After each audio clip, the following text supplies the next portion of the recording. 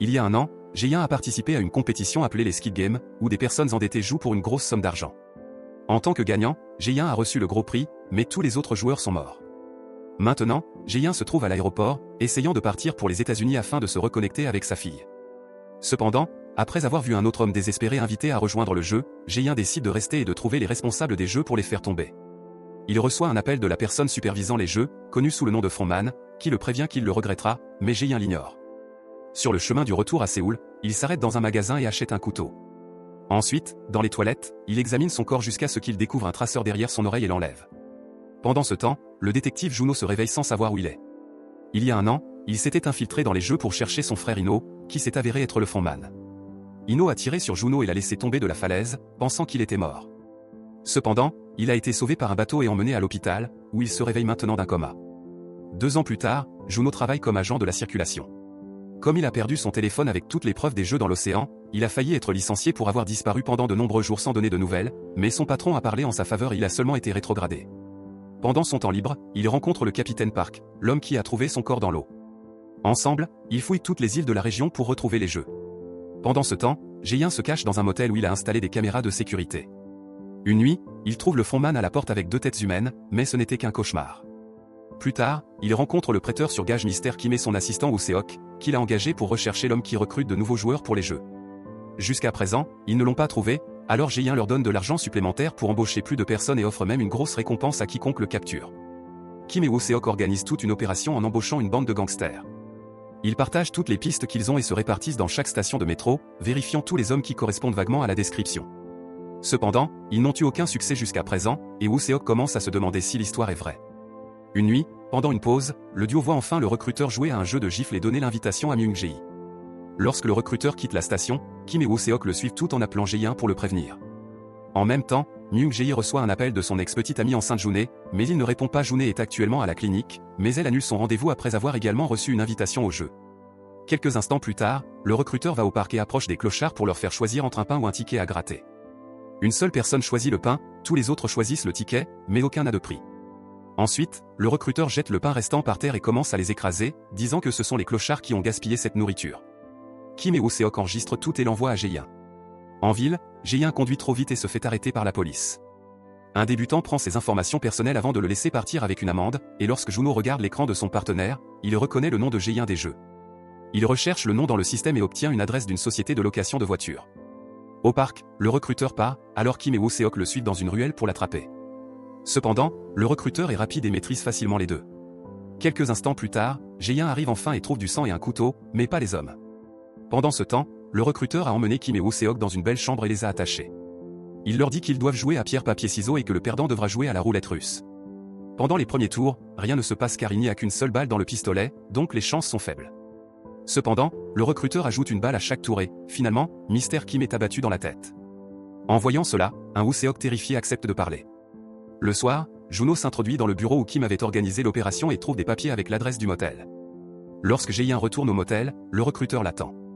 Il raconte qu'il a commencé comme simple sous-fifre dans les jeux et qu'il devait enlever les corps des joueurs morts ou tirer sur ceux qui se comportaient mal. Un jour, il a dû s'occuper d'un joueur qui s'est avéré être son père, mais le recruteur n'a pas hésité à le tuer aussi. Ensuite, le recruteur annonce qu'ils joueront à la roulette russe. Le pistolet change de main à plusieurs reprises sans que rien ne se passe pendant plusieurs tours, mais finalement, la balle touche le recruteur et il meurt instantanément. Jae-in vérifie ses poches et trouve une enveloppe noire. À ce moment-là, Juno fait irruption dans l'hôtel et trouve Woo Se-ok dans une chambre aléatoire. Après l'avoir libéré, il continue de chercher et trouve Jae-in. Lorsqu'il s'apprête à l'arrêter, Woo Se-ok frappe Juno avec un extincteur. Jae-in vérifie la carte de l'enveloppe, qui mentionne le club HDH et la date du 31 octobre à minuit. Lorsque Juno se réveille, lui et Jae-in partagent ce qu'ils savent et décident de travailler ensemble pour mettre fin au jeu. Woo Se-ok veut aussi aider à venger Kim. Jae-in leur montre tout l'argent qu'il a gagné et les armes qu'il a collectées jusqu'à présent. Il y a un trou dans le mur qui les conduit dans une pièce à l'arrière où ils peuvent s'entraîner à tirer sans que personne n'entende. Sur le parking d'un parc d'attractions, Noel dort dans sa voiture. Un policier frappe à sa fenêtre et lui dit qu'elle ne peut pas faire ça, c'est donc la dernière fois. Le lendemain, elle commence son travail en tant que mascotte du parc, et elle est tellement gentille avec les enfants qu'une fille lui offre un dessin. Après le travail, elle prend l'argent qu'elle a gagné et va le donner à un courtier, espérant qu'il puisse sauver sa fille de la Corée du Nord. Cependant, il a déjà cherché l'enfant sans succès et il n'y a plus rien à faire. Cette nuit-là, un nouveau recruteur apporte à Noe une invitation au jeu. Le lendemain, elle quitte son travail et appelle le numéro sur la carte pour accepter de rejoindre les jeux. Puis elle brûle la carte et le dessin que l'enfant lui a donné. Dans le cadre du plan, Jae-in se fait enlever une dent et la remplace par une fausse qui contient un traceur. Il embauche aussi une bande de voyous qui s'entraînent avec ses armes dans la pièce cachée. Plus tard, Jae-in appelle sa fille mais n'ose rien dire, il se contente d'écouter sa voix avant de raccrocher. Quand le jour tant attendu arrive, le club est plein de gens célébrant Halloween. Jae-in et Woo-seok fouillent le club tandis que Juno garde l'extérieur. Il remarque 2 personnes portant les uniformes de garde des jeux et les suit dans le club, menaçant le videur pour pouvoir passer. Malheureusement, il est trop tard, l'un des gardes assomme Woo-seok avec un tasé pendant que l'autre fait sortir Jae-in du club. Juno trouve un Woo-seok endormi et remarque sur le traceur que Jae-in part, il prévient donc les voyous qu'il a engagés. Jae-in est amené dans une limousine que les voyous commencent à suivre en voiture. Le frontman parle à Jae-in à travers un haut-parleur, qui refuse d'arrêter le jeu lorsque Jae-in lui demande. Il explique que le jeu continuera tant que le système continue de détruire les gens. Lorsqu'ils arrivent dans une rue déserte, des tireurs d'élite cachés sur divers toits tirent sur les pneus des voitures des voyous pour les arrêter. Jae-in s'en rend compte et ouvre le feu à l'intérieur de la limousine, mais la vitre est par balle. Déterminé à suivre le plan, Jae-in n'a d'autre choix que de se porter volontaire pour participer à nouveau au jeu, et un gaz soporifique finit par l'endormir. Au dock, 3 camions récupèrent d'autres personnes, dont Noel. Elle n'a pas été choisie pour être une joueuse, elle sera l'un des gardes. Le lendemain matin, Juno et Woo-seok montent à bord du navire de parc avec les voyous pour suivre le signal de Jae-in sur le traceur. Sur l'île, Jae-in se réveille dans l'installation des Skid Games avec tous les nouveaux joueurs. Il porte l'uniforme du jeu et porte le numéro 456 comme la dernière fois. Les gardes arrivent pour expliquer les règles, les joueurs seront ici pendant 6 jours, et ceux qui gagnent les 6 jeux remportent un gros prix en argent.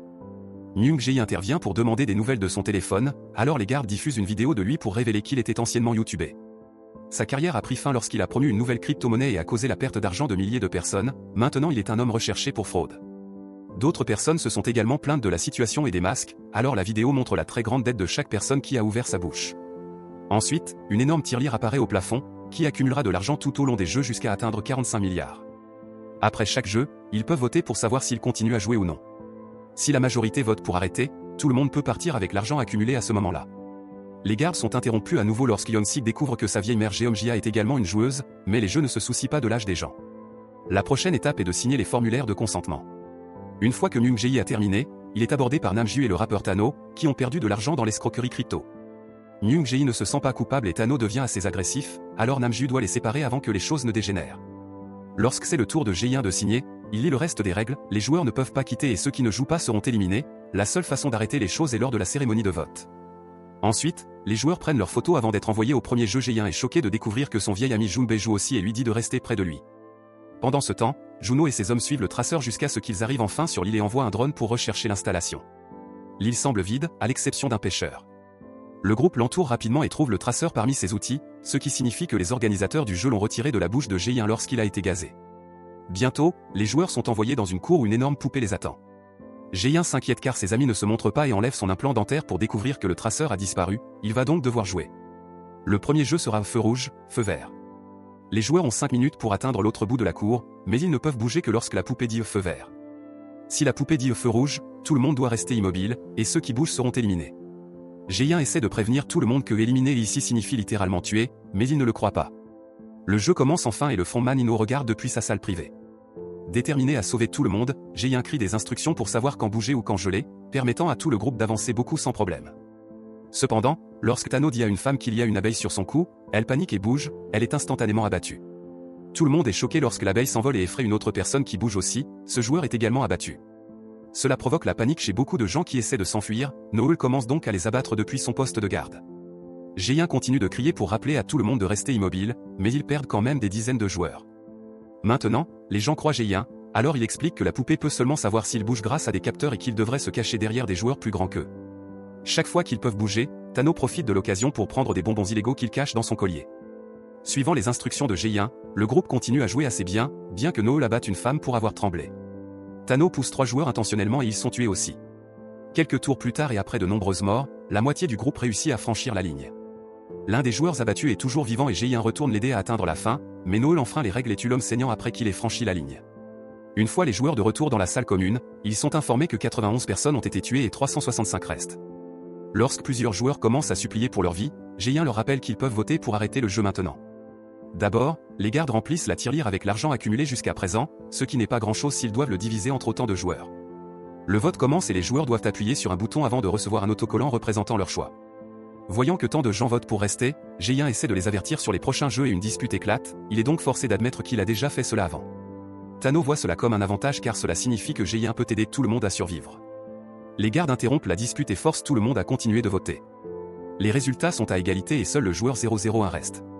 Cet homme vote pour rester et tandis que la moitié du groupe célèbre, il est révélé que 001 est Ino, qui a rejoint le jeu en secret. Plus tard, pendant le dîner, les joueurs demandent à Géyin des conseils pour le prochain jeu. Il leur dit que c'est le Dalgona, un jeu où ils doivent sculpter un morceau de bonbon sans le casser. Certains joueurs veulent garder l'information pour eux-mêmes afin d'avoir un avantage, mais Géyin promet qu'il aidera tout le monde de manière égale. Ino continue de demander à Géyin pourquoi il est revenu, ne comprenant pas le concept d'altruisme. Pendant ce temps, Geomjia partage sa nourriture avec June parce qu'elle peut voir qu'elle est enceinte.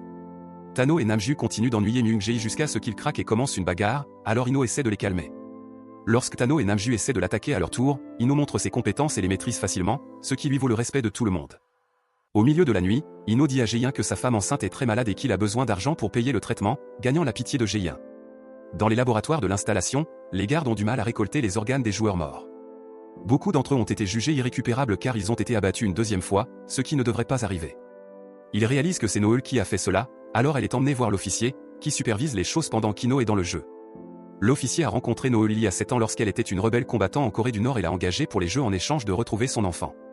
Il lui hurle dessus pour avoir enfreint les règles, mais Noël s'en moque et s'éloigne. À Séoul, Juno essaie d'obtenir de l'aide de la police, mais il refuse toujours de faire quoi que ce soit sans preuve. Il dit à Woo-seok et aux voyous de continuer à chercher sur les îles de la région, mais Park dit qu'ils devront attendre pour repartir à cause du mauvais temps. Le lendemain, Tano continue de prendre secrètement ses bonbons heureux. June approche Myung-jae pour lui dire qu'elle garde le bébé, ce qui va à l'encontre de ce qu'ils avaient convenu. L'argument est interrompu lorsque le deuxième jeu est annoncé, mais ce n'est pas le Dalgona comme Géyin l'avait prédit. Le groupe est emmené dans la cour et doit se diviser en équipes de 5. La plupart des gens ne font plus confiance à Géyin, alors ils se retrouvent dans une équipe avec Ino, Junbae, Daeo et June. Le jeu est le pentathlon à 6 jambes et chaque équipe doit lier toutes ses jambes ensemble. Ils vont jouer à un mini-jeu à chaque marque de 10 mètres, et si l'équipe gagne, elle peut passer à la suivante. Il y a 5 jeux et 5 minutes pour les terminer tous.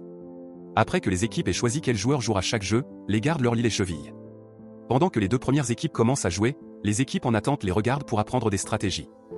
Daeo regarde et manipule des pièces, puis commence à s'entraîner avec des pierres du sol. Lorsqu'une équipe échoue à un jeu, elle peut recommencer autant de fois que nécessaire, mais cela fait perdre beaucoup de temps. Cela les rend encore plus effrayés et nerveux, ce qui les amène à faire encore plus d'erreurs. Au lieu de faire attention, Namju demande à Tano de partager ses bonbons heureux. Lorsque le premier tour se termine, les deux équipes échouent à terminer les jeux et les 10 joueurs sont abattus sur place. Plus de gardes arrivent pour emporter les corps dans des cercueils, mais Noël veille toujours à leur tirer dessus à nouveau. La prochaine équipe à jouer est celle de Geomjia. Yumi est très nerveuse et échoue constamment au premier jeu, mais Yunju la calme doucement et elle parvient à gagner. Yeon-sik rate le premier lancer de pierre, mais réussit le second. Geomjia joue avec les petites pièces et fait une petite erreur, mais se reprend rapidement et gagne grâce au soutien de son fils. Tandis que la foule les acclame, le 5e membre de l'équipe devient trop nerveuse en voyant le sang sur le sol et n'arrive pas à préparer la toupie après plusieurs tentatives.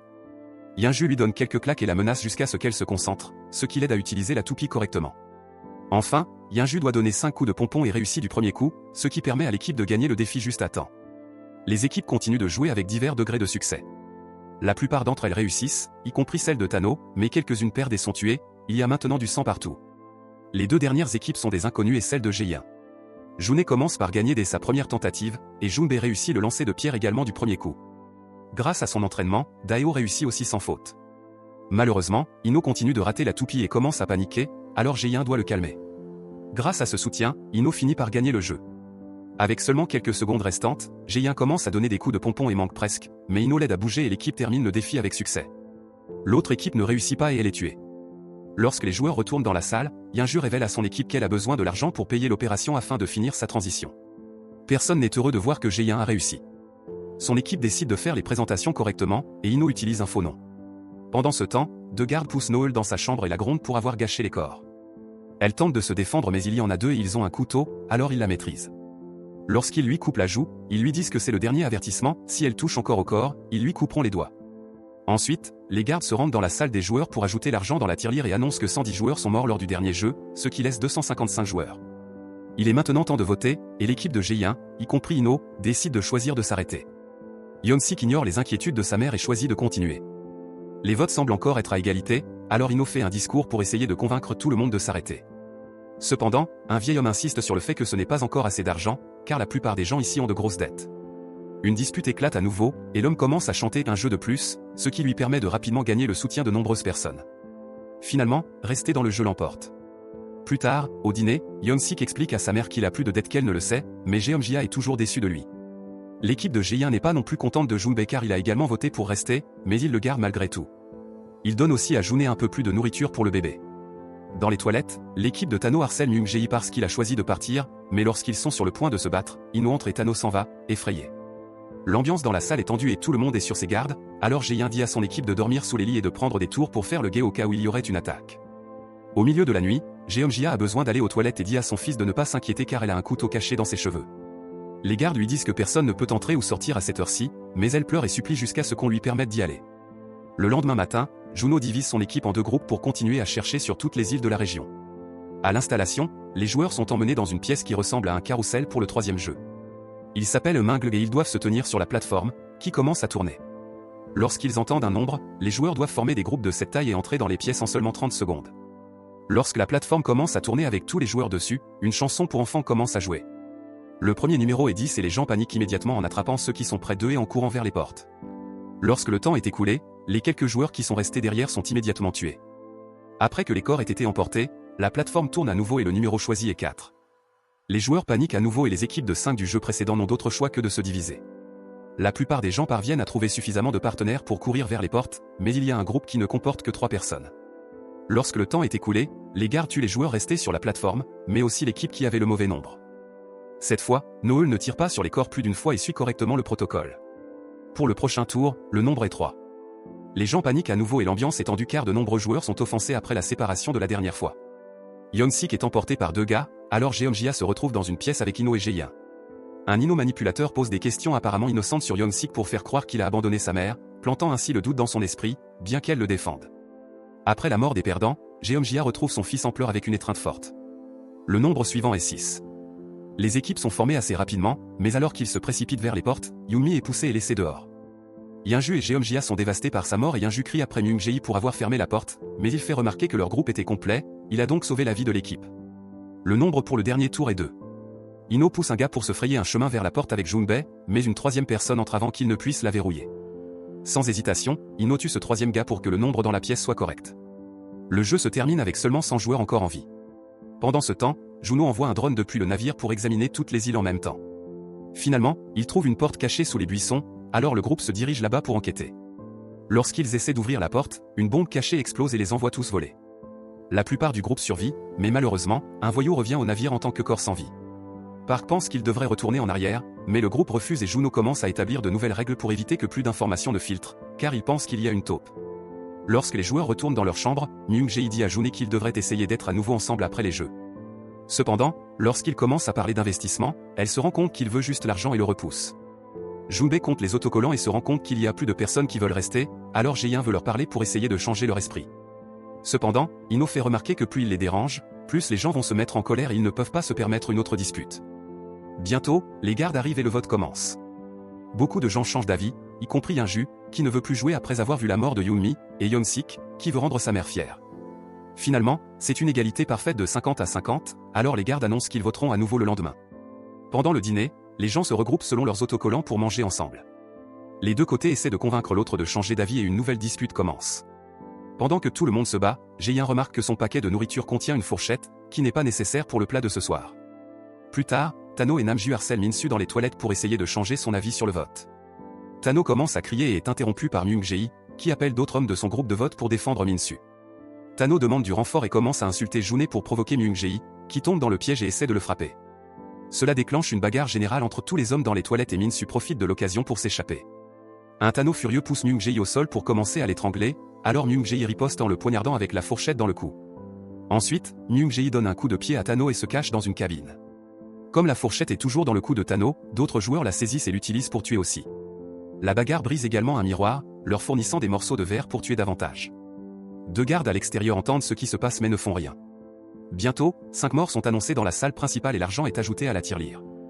Les hommes des toilettes reviennent et commencent à s'accuser mutuellement d'avoir déclenché la bagarre pour faire passer l'autre équipe pour la mauvaise. Lorsqu'ils recommencent à se disputer, ils comptent les autocollants et remarquent que l'équipe qui veut partir a maintenant plus de gens.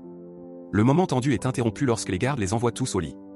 Sur le navire, l'un des voyous découvre Park en train de manipuler le drone, alors Park le poignarde rapidement et le jette à l'eau. Lorsqu'un homme vient vérifier le bruit, Park fait semblant que c'était une vague frappant des boîtes. De retour à l'installation, les gardes sont avertis de se préparer pour un jeu spécial. Jae-in pense que l'autre équipe les attaquera pendant la nuit et Ino croit qu'ils devraient attaquer en premier, mais Jae-in n'est pas d'accord. Il souligne qu'ils ne devraient pas s'entretuer, mais plutôt s'associer pour s'en prendre aux responsables. Son plan est d'attendre le début du combat dans la pièce et d'essayer de prendre les armes des gardes en utilisant l'effet de surprise. Pendant ce temps, Namju a volé le collier de Tano et prend trop de bonbons, il révèle également qu'il a la fourchette. June a pitié de Myung-jae et lui dit de se cacher lorsque le combat commence. Dès que les lumières s'éteignent, Jae-in et ses amis proches se cachent sous les lits. L'autre équipe attaque et bientôt des gens meurent un peu partout. À cause de l'obscurité, ils ne savent même pas parfois de quel côté est la victime. Cela fait mal à Jae-in de voir toutes ces morts sans pouvoir aider, mais il pense que ce petit sacrifice est nécessaire pour éviter plus de morts à l'avenir. Min-su lance du verre pour essayer de tuer Namju, mais il rate son tir et Namju utilise le fragment pour tuer encore plus de gens. Finalement, les lumières s'allument et les gardes entrent dans la pièce pour arrêter le combat. Jae-in et son équipe font semblant d'être morts et, lorsque les gardes tentent de les vérifier, ils se jettent sur eux pour leur voler leurs armes. Les joueurs ouvrent immédiatement le feu et tuent la moitié des gardes, tandis que l'autre moitié se cache derrière des lits pour riposter. Plus de gardes sont tués, plus les joueurs peuvent voler d'armes. Voyant cela, l'officier dit aux gardes restants de quitter la pièce et la porte est verrouillée. Un garde reste accidentellement derrière et est pris en otage. Puis un des joueurs armés veut tirer sur toutes les personnes qui ont attaqué au milieu de la nuit, mais Jae-in l'arrête. Pendant que Yinju tire sur les caméras de sécurité, Jae-in et Junbae prononcent un discours demandant plus de volontaires pour tuer les supérieurs. Yeon-sik veut rejoindre, mais sa mère l'en empêche. June fait un geste à Myung-jae pour qu'il reste aussi. Peu de gens rejoignent l'équipe, mais ils sont toujours déterminés à poursuivre le plan. Ils partagent les armes et les radios pendant que Yinju leur apprend à utiliser les armes plus avancées, car elle était sergent dans les forces spéciales. Ensuite, l'équipe force l'otage à les guider vers le bureau de l'administration. Lorsqu'ils arrivent aux escaliers colorés, ils sont attaqués par plus de soldats qui ouvrent immédiatement le feu. Une fusillade s'ensuit et l'équipe abat rapidement tous les gardes sans trop de difficultés. Après avoir détruit les caméras ici aussi, ils continuent en ramassant des balles sur les soldats tombés en chemin. Lorsqu'ils sont sur le point d'atteindre la porte de l'administration, plus de gardes apparaissent et ouvrent de nouveau le feu, tuant rapidement l'otage. Alors qu'une autre fusillade commence, Jae-in et Junbae décident d'avancer et de chercher le patron pendant que le reste de l'équipe leur achète du temps. Le duo ouvre toutes les portes dans le couloir et toutes sont bloquées. Puis Jae-in remarque un capteur sur le mur et met un masque de soldat, ce qui ouvre un mur vers un autre couloir. Ils rencontrent plus de gardes en chemin, alors ils utilisent le masque pour les tromper et les abattent, mais d'autres gardes viennent après eux. Dans le couloir principal, l'équipe perd quelques membres et commence à manquer de balles. Jae-in et Junbae les appellent pour leur dire qu'ils sont aussi coincés avec des soldats, alors Ino et deux autres gars courent à leur aide. Daeo se porte volontaire pour chercher plus de corps pour obtenir plus de munitions. Pendant ce temps, Jae-in prend un risque et s'approche des corps pour voler des balles, roulant de côté avec seulement une égratignure au bras.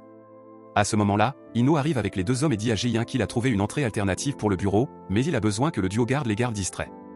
Jae-in accepte et lui donne ses dernières munitions, pensant que Daeo arrivera bientôt avec plus.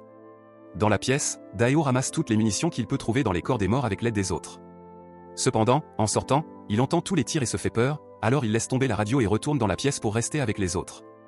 Yinju trouve suspect que personne ne réponde à la radio et décide d'aller enquêter. Une fois Ino seul avec les deux hommes dans le couloir, il attend qu'ils se retournent et les tue tous les deux. Puis il appelle Jae-in sur la radio et fait semblant qu'ils ont tous été abattus, utilisant les bruits de leurs coéquipiers mourants pour faire croire qu'il est lui aussi mort. Il appelle également ses hommes pour leur ordonner de conclure l'affaire. Dans la pièce principale, Yinju prend toutes les munitions de Daeo, mais avant de pouvoir partir, une foule de gardes arrive. Elle veut les affronter, mais Jeomjia la convainc de rester cachée car elle ne peut pas gagner seule. Dans le couloir principal, un des membres de l'équipe décide de s'autodétruire avec sa dernière balle. Les deux autres se rendent, mais les gardes les tuent de toute façon. En entendant tout cela sur la radio, Jae-in et Junbae se rendent également. Ino apparaît de nouveau portant le masque du frontman et dit à Jae-in que ce sont les conséquences de jouer au héros avant de tirer une balle dans la tête de Junbae. Jae-in panique à cause de la perte de son ami, alors les gardes doivent le maîtriser. Peu de temps après, les joueurs restants jouent à Red Light Green Light cette fois avec deux poupées.